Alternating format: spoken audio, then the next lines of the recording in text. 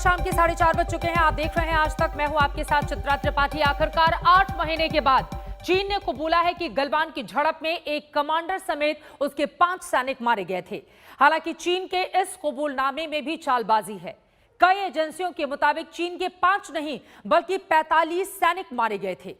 वहीं उसने झड़प का झूठा दोष भारत पर मढ़ने की कोशिश भी। 15 जून 2020 गलवान में हिंसक झड़प।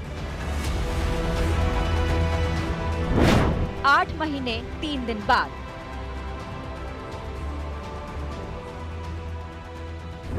चीन ने पहली बार कबूला आधा सच।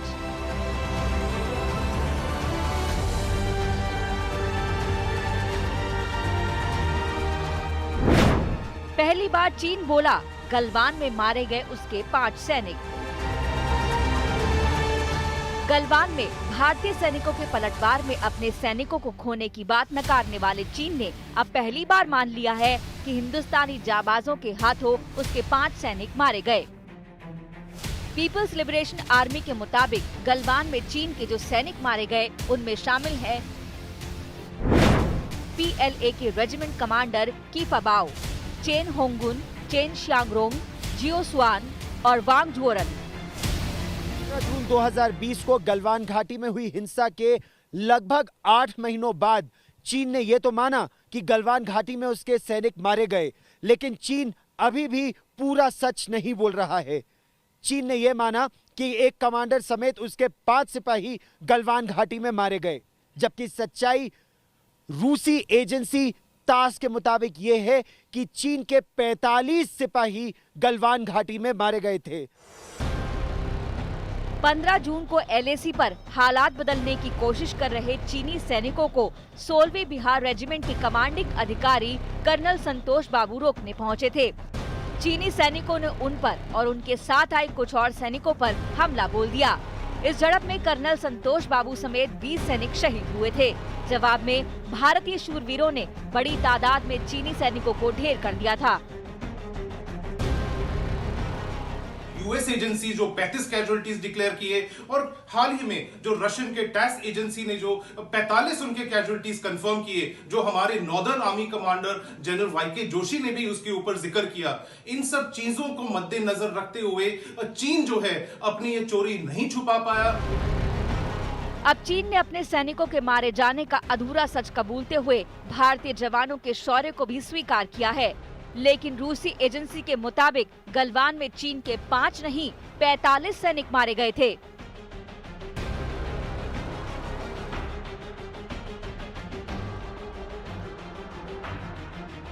सेना जितना चाहे झूठ बोले, सत्य किसी से छुपा नहीं है।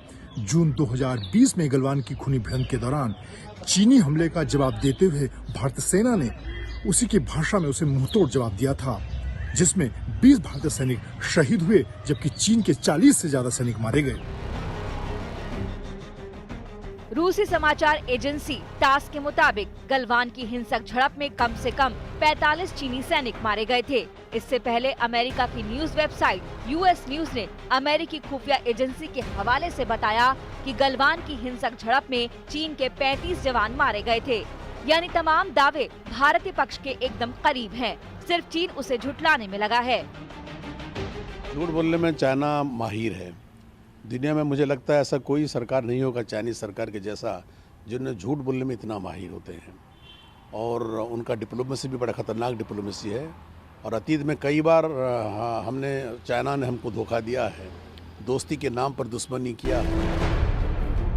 वहीं आज तक से बातचीत में भारतीय सेना के नॉर्दर्न कमांडर के प्रमुख वाईके जोशी ने कहा था कि झड़प के बाद चीन कम से कम अपने 60 सैनिकों को स्ट्रेचर पर उठाकर ले गया था, लेकिन असल संख्या उससे कहीं ज्यादा थी। अब चीन ने गलवान में अपने सैनिकों के मारे जाने की बात को कबूल तो किया है, लेकिन लगे हाथ चालबाजी करते हुए झड़प के लिए भारत पर आरोप जड़ दिया है। चीन ने ये तो कबूला कि उसके 5 सिपाही मारे गए, लेकिन चीन अब दोष भारत को दे रहा है। लेकिन सच्चाई पूरी दुनिया जानती है कि चीन की विस्तारवादी नीति की वजह से ही इस समय वास्तविक नियंत्रण रेखा पर तनाव है और अब चीन पीछे हटने को मजबूर हो रहा है। चीन का यह कबूलनामा ऐसे वक्त आया है जब पैंगोंग में LOC से PLA अपने कदम वापस खींच रही है। यकीनन ये भारतीय सैनिकों की वीरता और सरकार की कूटनीतिक दृढ़ता की जीत है। दिल्ली से गीता मोहन, मनजीत नेगी और लद्दाख से गौरव सावंत के साथ आज तक ब्यूरो। गलवान में चीन पर भारत के सैनिक किस तरह बीस पड़े हैं, वो चीनी सैनिकों की वापसी की तस्वीरों से भी जाहिर हुई। लद्दाख के पैंगोंग इलाके से चीनी सैनिक वापस लौट रहे हैं। कल कोर कमांडर लेवल की 10वीं दौर की बातचीत होनी है, जिसमें देपसांग, हॉट स्प्रिंग और गोगरा से भी चीन के पीछे हटने को लेकर बातचीत होगी। पैंगोंग में नॉर्थ से लेकर साउथ बैंक तक चीनी सेना का बोरिया बिस्तर सिमट गया है।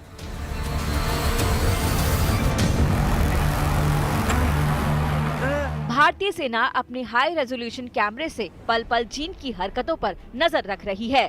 पीछे हटने का समझौता होने के बाद कैमरे में कैद हुई इन तस्वीरों को भारतीय सेना के नॉर्दर्न कमांडर ने जारी किया है।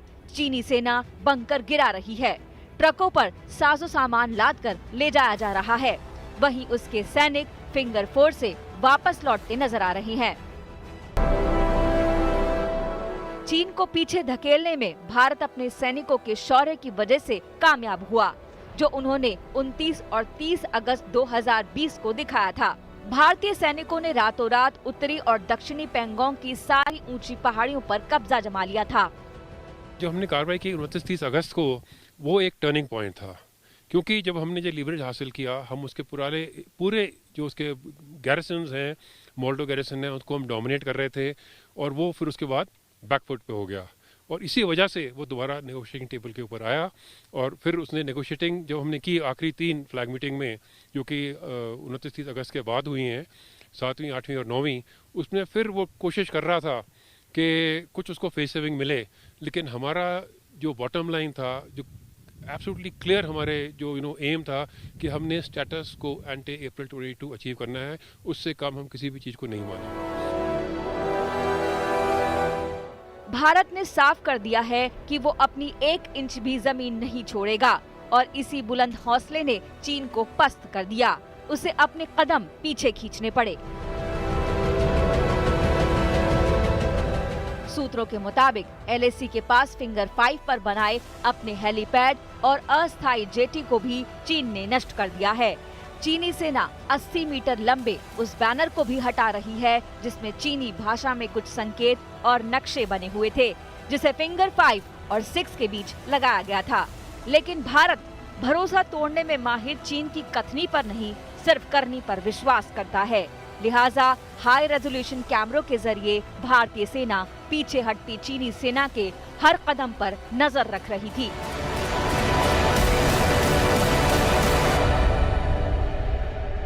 एक कहावत है, वंस बिटन ट्वाइस शाय। दुनिया का कोई भी देश चीन के ऊपर भरोसा नहीं करेगा, खास करके हिंदुस्तान की फौज। हम हर प्रकार से सतर्क हैं, हर प्रकार से तैयार हैं किला शरीर को दोबारा रीऑक्यूपाई करने के लिए, अगर चाइना ने किसी प्रकार की कोई गड़बड़ी की। भारतीय वायुसेना के लड़ाकू विमान अब पेंगोंगसो झील के दोनों छोर की तस्वीरें ले रहे हैं। ये फोटो रिकॉनेसेंस मिशन पर है, यानी इन विमानों में लगे एडवांस कैमरे अब तस्वीरें लेंगे और यह देखने का प्रयास किया जाएगा कि चीन ने जो वादा किया था, जहां से पीछे हटने का वादा किया था, अपना सैनिक साजो सामान पीछे हटाने का जो वादा किया था, वो अब तक पूरा किया या नहीं। भारतीय सेना ने पिछली फ्लैग मीटिंग में साफ कर दिया था कि चीन बिना चालाकी दिखाए पीछे हटे। उसके बाद अगली फ्लैग मीटिंग होगी। चीन के पीछे हटने के बाद अब कल भारत और चीन के कमांडर्स के बीच अहम बैठक होने वाली है। लेह से गौरव सावंत के साथ आज तक ब्यूरो। कल इस बैठक से क्या कुछ निकल कर आता है, इस पर लगातार रहेगी आज तक की नजर। लेकिन आखिरकार चीन ने अपनी हार स्वीकार कर ली और इसी वजह से हमने कार्यक्रम का नाम दिया चीन को मौत कबूल है। छोटे से ब्रेक के बाद फौरन लौट रहे हैं, आप देखते रहिए आज तक।